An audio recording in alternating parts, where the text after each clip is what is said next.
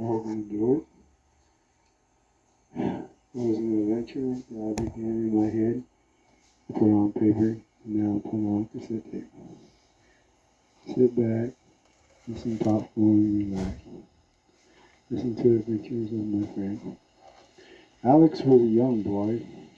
When his journey began, he had a good loving mom, Betty was her name.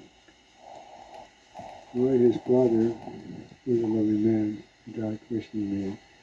In 1979, Alex's birthday was coming up.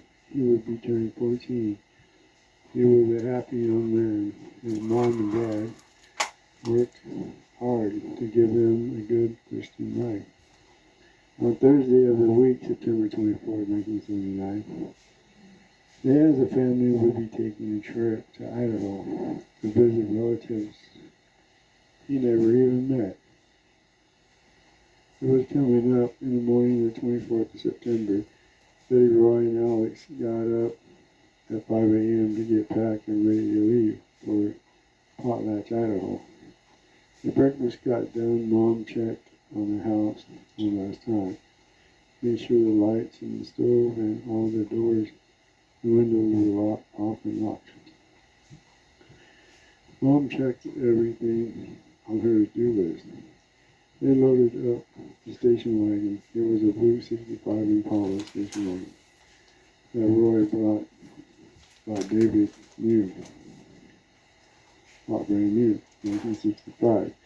Finally, around 9 a.m., everybody was packed up and the car loaded, ready to go. Alexis was excited and was ready to load himself in the car. He told his mom, Betty, he needed to use the bathroom. So he re-entered his home as he page 2. I'm a little slow at this today. As he entered his house, he had a weird feeling of this feeling. He was excited about the trip, so he didn't give a second thought. He got into the station wagon and told his mom, let's go. I can hardly wait. I got to Grandma's house. At the time, they lived in Yakima, Washington, 709 North 4th Avenue. It was a greenhouse. It had a large basement and an old building out back that he used as a fort house. He always lived there. He was born in 1965 at Yakima Memorial Hospital. At the time, he didn't know he would be leaving his house behind and never return. They headed down the Highway 82 towards Idaho. The drunk driver swerved in their car, causing the family to go off the road. Killing Roy and Betty, their car went into the Yakima River. As the car was under, Alex saw his mom and dad, terrified, yelling, Honey, I'm sorry. Honey, I'm sorry. Mommy loves you. You'll be alright, honey. I'll find you. You'll be alright. Alex watched his mom and dad take their last breath and silence their voice. Meanwhile, Alex wakes up. Okay, page 3.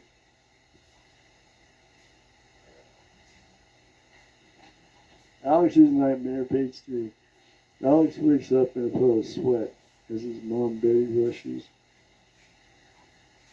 rushes into the hotel room. Asks Alex, what's wrong? He starts to cry. Mom, thank God you're still alive. I had a nightmare. We got into a car wreck. We went into the river. You and Dad drowned. I watched you both take your last breath and die. It was so real. But after that, I woke up and you're still alive. Honey, it was just a bad dream. Your dad is in the other room sleeping. I heard you were crying, so I came to check on you. Were you in Idaho? Your dad starts his new job as a manager on Monday. Later today, we'll be checking into our new rental house. It's a two-bedroom. It's a little bigger than our old house. On Monday, we will get you enrolled in school. Garfield High. It's only 3/4 mile from where we'll be living. I checked it out. I heard it was a good school. Okay, Mom, I'm happy we're here. I told you, Alex, I'll always take care of you. Wherever you need me, I'll always find you. You're my loving son. Alex gave his mom, Betty, a hug, told her he loved her, and fell back to sleep. When the alarm went off, Betty yelled out to H4.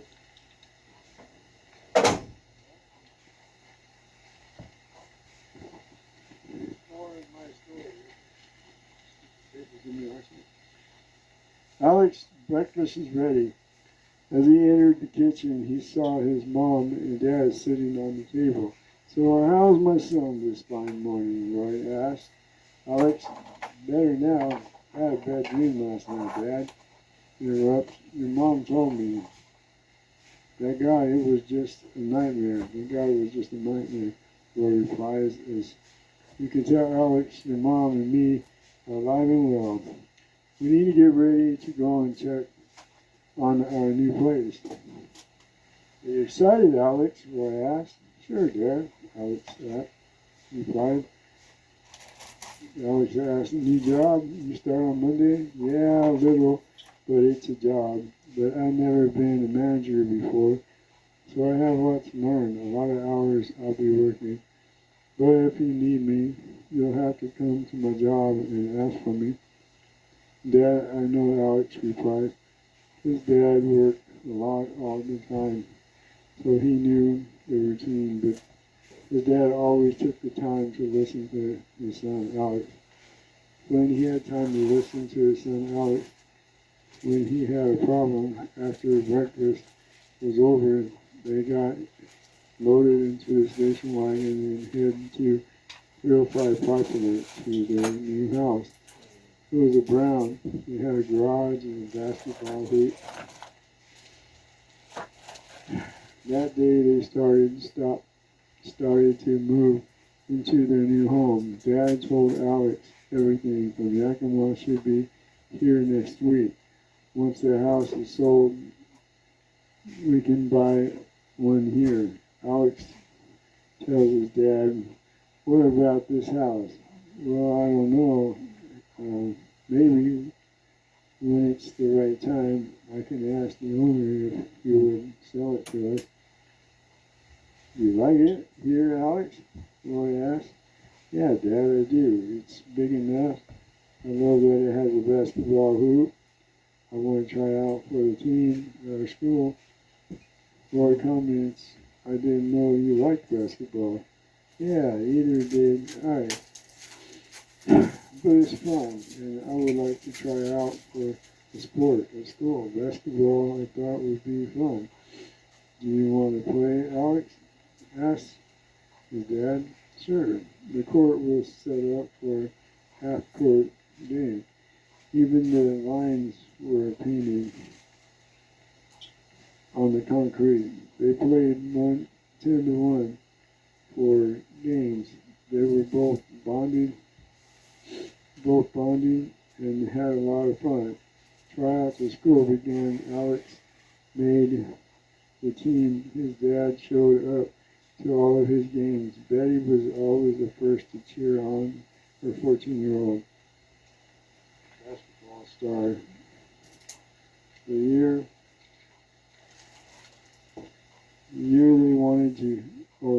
first year they went to championship, but they lost by 3 baskets.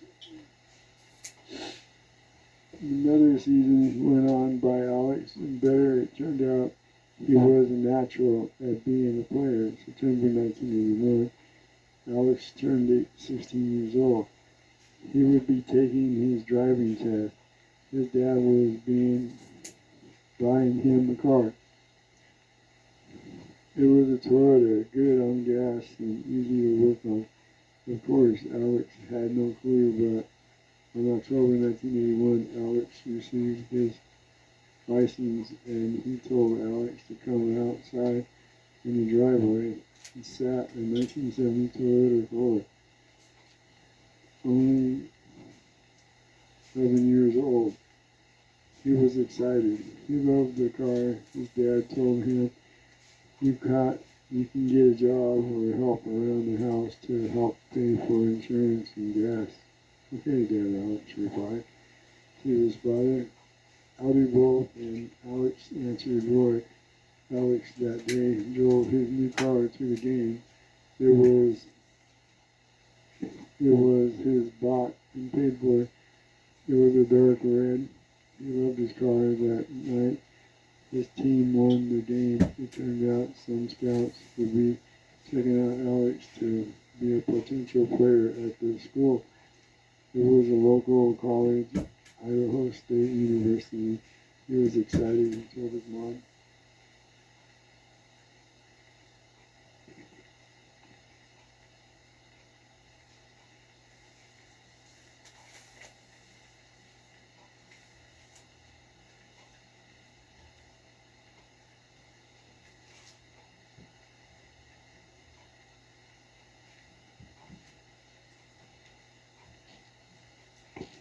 When he got home, he got home about the good news. She was excited for him. He was the next day. The father, Roy, was talking to him. "Son, I'm happy for you. I know you're excited by this. Means you have to try harder. So,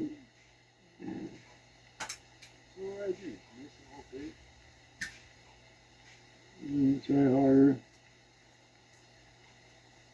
So I'm happy for you. You just try harder so you can bring your best. If you need to practice at home, I will play with you. I played basketball myself as a kid a lot. It was fun, and I was proud of you. You need adventure. I hope they pick you for college. Education will be a good experience for you." "Yeah, I'm real excited, Dad. Do you know what you want to become?" "I thought of being a psychologist. I like to help people and read and learn about the mind. That sounds like a good." Later in the season, a man walked up to Alex, talked with him.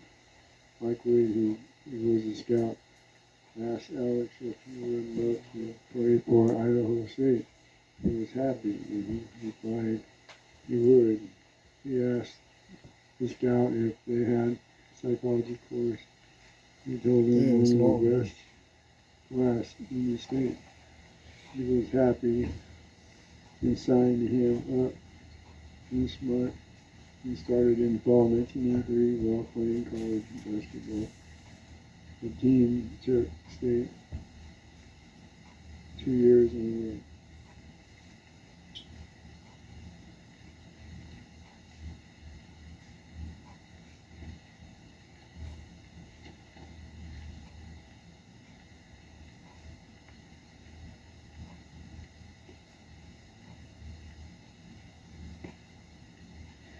Page 8.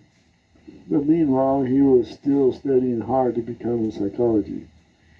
At 21 years old, the last game, championship game, the very last basket, he shot the ball and won the game. Turned around to slap his friend on the hand, slipped and snapped his knee, yelling out in pain. Betty, his mom, rushed to his aid.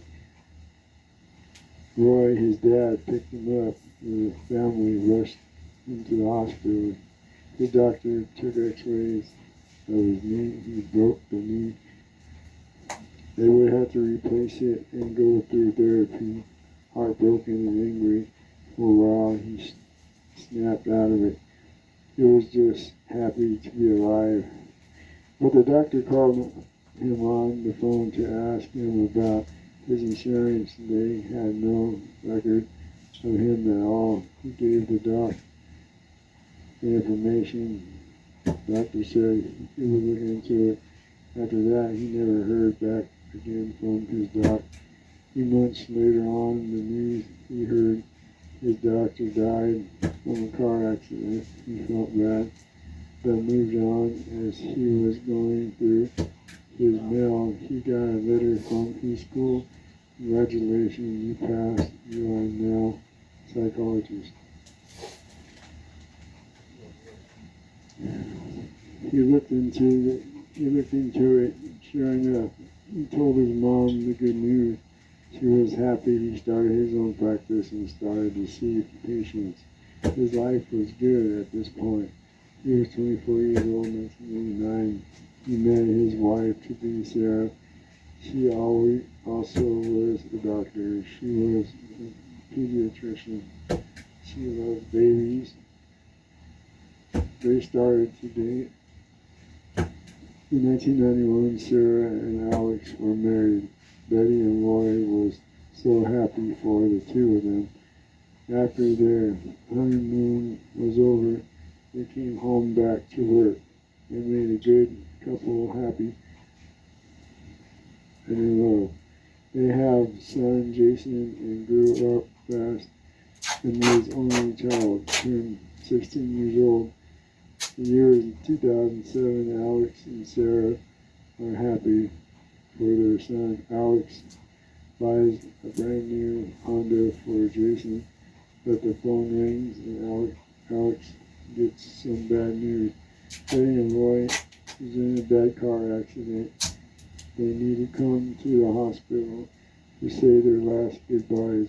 When Alex arrives at 5 p.m. March 16, 2007, he sees his mom gasping for her last breath. She smiles at Alex. Don't worry, honey. I will see you again. I will always find you. Betty smiles at Alex and closes her eyes and falls asleep.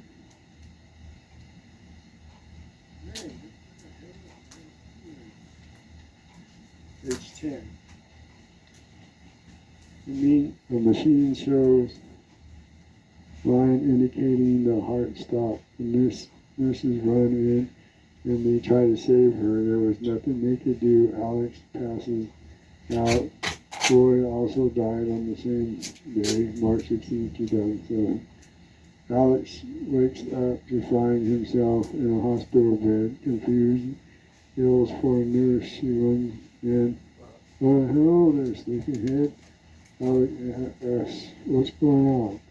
Why am I here? The nurse says, calm down, Alex, she says.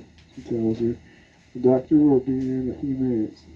Sarah, a hospital doctor, comes in to the room to explain to Alex. He has been in a coma for 28 years. You were in a car accident when you were 14 years old. Your mom and dad were dead on the scene, but somehow you survived. He started to yell out, this is a freaking nightmare. I just saw my mom die 20 minutes ago. Betty Stevens, look it up. It's in your charts. There's nobody here by that name. He starts to yell out, Mom, Dad, I need you, where are you? Some people from his past come into the room, telling him it's time to come home. Is this the last one? Man, I'm going to have to reschedule this. I'm going to have to get more set up better next time. This is a good story. I hope you enjoy my story. I wrote this quite a while ago, 2017. He yells at the doctor, don't you see all these people? No, quietly, Doc replies, there's nobody in here. Just you and me. Alex starts yelling out loud, wake up, wake up. This is freaking nightmare. His mom and dad enter the room. Wake up, honey. Mom is here. I told you I would find you. Finally, Alex calms down, tells the doctor my family is here. I'm going home. He closes his eyes. His heart stopped. The doctor speaking to her colleague. He was awake for 5 minutes. I recorded it. His death was 5 p.m. March 16, 2007. Alex wakes up and he finds himself lost in his mind, buried in the grave. Nobody, lost in his mind, buried in the grave. Nobody around except the thoughts and memories of his mom and dad. His nightmare continues to exist. He can't wake up. On September 24th, 1979, 14 years old, he died. He drowned in his 1965 Impala station wagon while he watched his mother Betty take her last breath. He also did the same. His life passed before his eyes. In a few seconds, he lived his life and died because he couldn't accept his death. He also said, "I don't believe this is not true."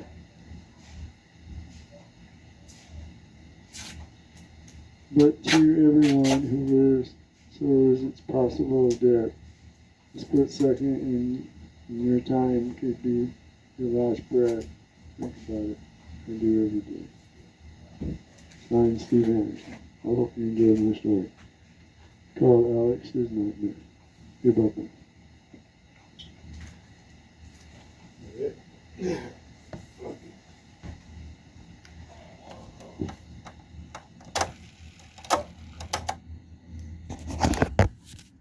Long, but I hope you enjoyed it.